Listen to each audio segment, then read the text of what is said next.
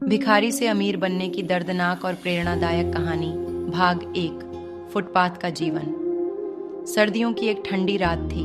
तेज हवा चल रही थी और हल्की हल्की बूंदाबांदी हो रही थी।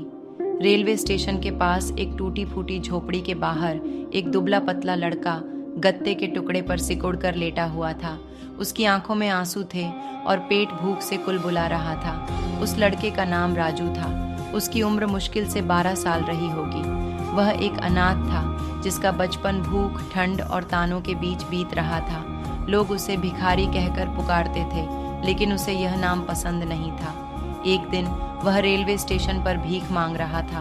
तभी एक आदमी ने उसे धक्का देकर कहा, काम कर हरामखोर, भीख मांगकर कब तक जिएगा। यह शब्द राजू के दिल में तीर की तरह चुभ गए। उसने सोचा, क्या सच में मेरी जिंदगी का यही मकसद है? क्या मैं सिर्फ भीख मांगने के लिए ही पैदा हुआ हूँ? भाग 2। बदलाव की पहली किरण। उसी रात जब वह फुटपाथ पर लेटा था, तभी एक बुजुर्ग आदमी वहां से गुजरा। वह राजू की हालत देखकर रुक गया और बोला, बेटा, मेहनत से कमाए हुए 1 रुपए की कीमत भीख में मिले 100 रुपए से ज्यादा होती है। अगर तुम मेहनत करना चाहो तो मैं तुम्हारी मदद कर सकता हूँ। राजू को यह सुनकर आश्चर्य हुआ। उसने सिर हिलाकर हामी भर दी। उस आदमी ने उसे अपने छोटे से ढाबे पर काम पर रख लिया। भाग 3। संघर्ष की शुरुआत। राजू को दिन भर बर्तन धोने पड़ते, झाड़ू लगानी पड़ती और कड़ी मेहनत करनी पड़ती। कई बार उसके हाथ जल जाते, लेकिन उसने हिम्मत नहीं हारी। धीरे धीरे उसने ढाबे पर खाना बनाना सीख लिया। उसकी बनाई हुई चाय लोगों को बहुत पसंद आने लगी। एक दिन एक ग्राहक ने कहा, राजू, तेरी चाय कमाल की होती है। तू अगर अपनी चाय की दुकान खोल ले तो बड़ा आदमी बन सकता है। ये बात राजू के दिल को छू गई। उसने तय कर लिया कि अब वह खुद का बिजनेस करेगा। भाग 4। पहला कदम। सफलता की ओर। राजू ने पैसे बचाने शुरू कर दिए, लेकिन इतनी कम तनख्वाह में बचत करना मुश्किल था। इसलिए वह रात को स्टेशन पर लोगों को पानी बेचने लगा।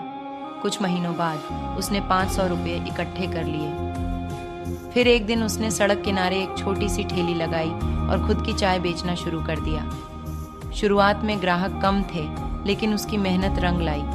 उसकी चाय का स्वाद अनोखा था और धीरे धीरे उसकी दुकान पर भीड़ बढ़ने लगी। भाग 5। सफलता की ऊंचाइयां।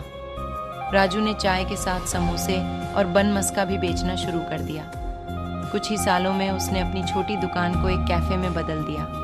फिर एक दिन उसने अपने पहले टी स्टॉल की चेन लॉन्च की, राजू टी हाउस। अब वह सिर्फ एक चाय वाला नहीं था, बल्कि एक सफल बिजनेसमैन बन चुका था। उसकी कंपनी पूरे देश में मशहूर हो गई। भाग 6। अपने अतीत को नहीं भूला। आज राजू के पास करोड़ों की संपत्ति है, लेकिन उसने अपनी जड़ों को नहीं भुलाया।